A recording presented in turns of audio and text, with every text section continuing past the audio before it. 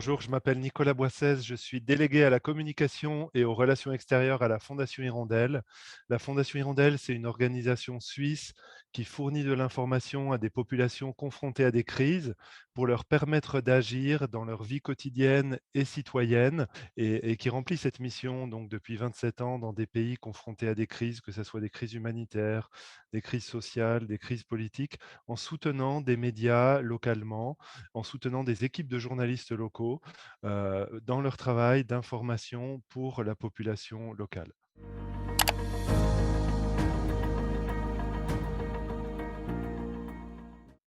Effectivement, la Fondation Hirondelle est très active en Afrique francophone depuis sa création et notamment ces dernières années au Sahel, au Burkina Faso, au Mali, au Niger, où nous avons développé, où nous soutenons des médias, aussi en République centrafricaine, en République démocratique du Congo, à Madagascar. Au-delà de ces pays, en Afrique francophone, ce qu'on peut dire, c'est qu'hélas, la situation des journalistes et des médias dans ces pays, d'abord, elle est pas meilleure déjà qu'ailleurs dans le monde et globalement, à travers le monde aujourd'hui, la situation des journalistes et des médias souvent n'est pas très bonne. En Afrique francophone, dans des pays qui sont parfois parmi les plus fragiles du monde, parmi les plus pauvres aussi pour certains d'entre eux du monde, des pays qui sont aussi souvent confrontés à diverses crises. Au Sahel, on connaît les crises auxquelles la région sahélienne est confrontée, des crises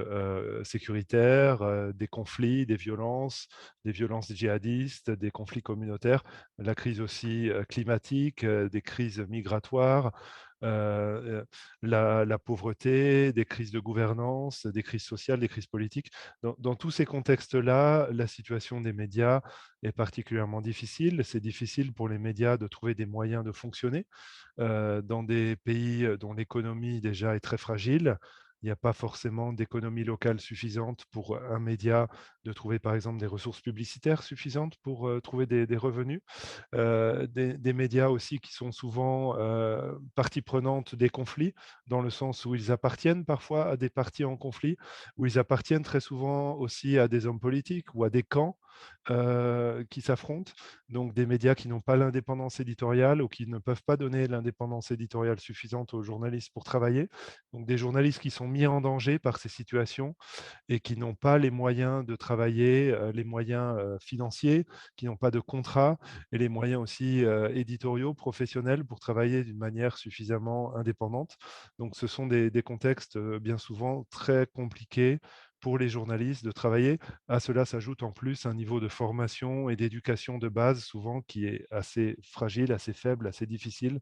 Donc tout ça fait qu'effectivement, c'est des contextes où les journalistes et les médias ont besoin de soutien vraiment pour pouvoir faire leur travail correctement.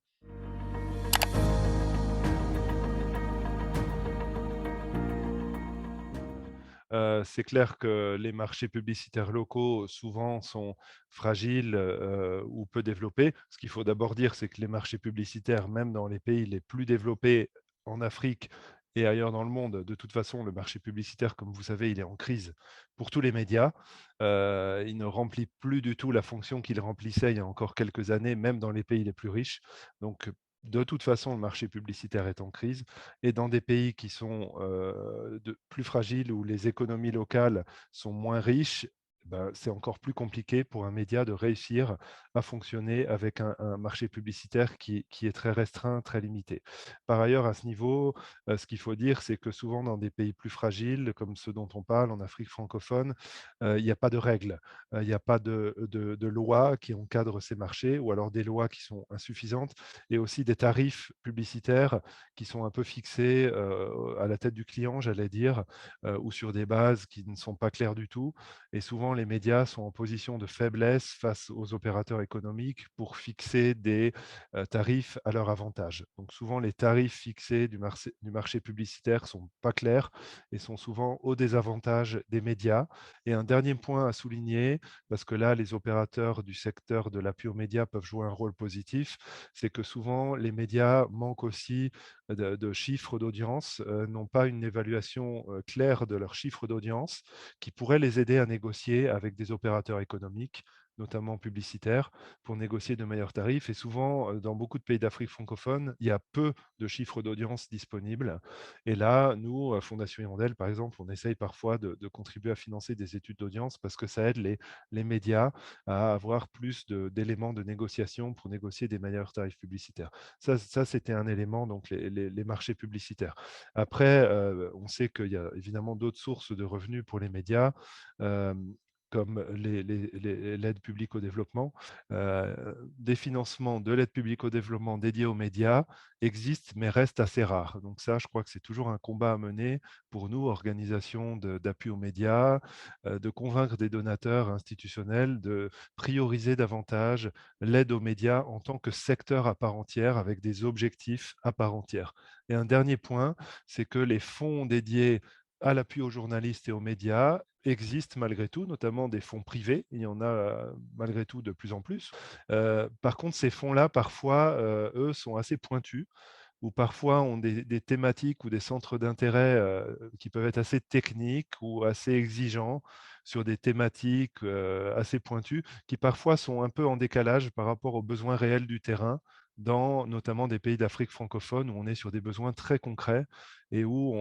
la priorité n'est pas forcément de traiter des sujets tels qu'on les envisage à Washington ou dans les pays où ces fonds sont pilotés en fait. Donc là, voilà, c'est différents challenges auxquels on est confronté quand on veut réussir à trouver des financements pour les médias dans des pays comme ceux d'Afrique francophone.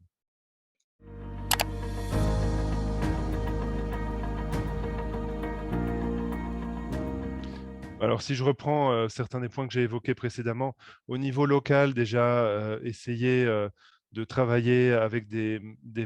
médias locaux, peut-être qui ont le plus de capacité ou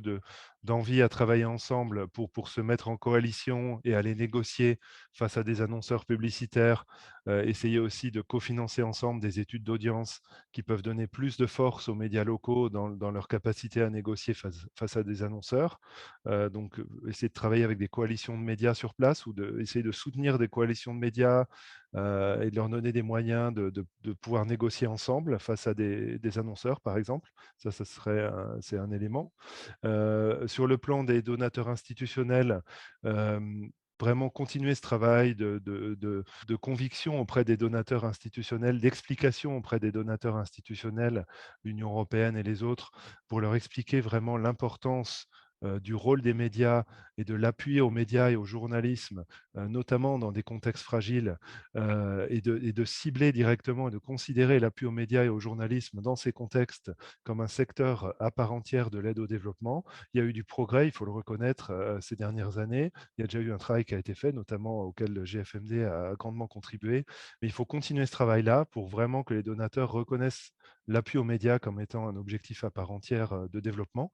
Donc, il faut poursuivre ce travail, non seulement avec les sièges des donateurs institutionnels, mais aussi sur le terrain avec les ambassades, avec les différentes agences et leurs représentants sur le terrain.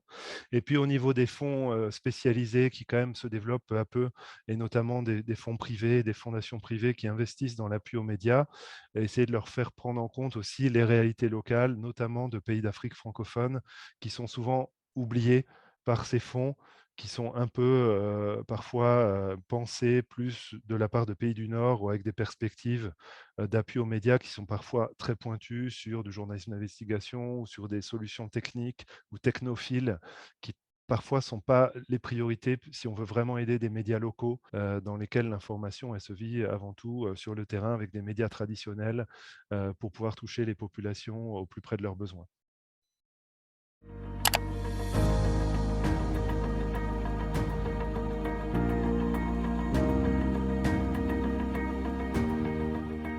Je trouve ce guide excellent. Je le trouve excellent d'abord et très utile parce qu'à ma connaissance, c'est le seul guide que j'ai vu qui soit aussi complet, aussi riche, qui réunisse à un seul endroit, sur un seul site, autant de données, de conseils d'une manière aussi claire, aussi ordonnée,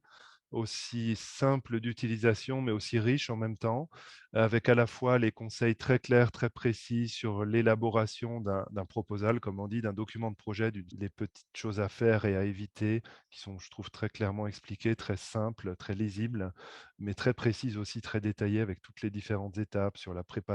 préparation, la constitution, tout le processus d'élaboration du document de projet, la rédaction, jusqu'au budget, jusqu'à l'archivage même. Et puis aussi, bien entendu, toute la partie ressources, avec notamment la liste des différents donateurs institutionnels, privés, les fonds, ressources aussi en termes de documents, les documents de projet type de l'Union européenne, des États-Unis, de quelques grands donateurs. Enfin, on trouve vraiment énormément de conseils, mais aussi de documents, de contacts, de liens. Donc, c'est vraiment très riche et je félicite le GFMD d'avoir fait ce travail et de réunir autant de données à un seul endroit. Je trouve que c'est vraiment, j'allais dire, un cadeau qui est fait, mais à tous les médias et toutes les organisations de médias et d'appui aux médias qui veulent pouvoir soumettre des demandes de financement. Elles ont maintenant un très bel outil sous la main.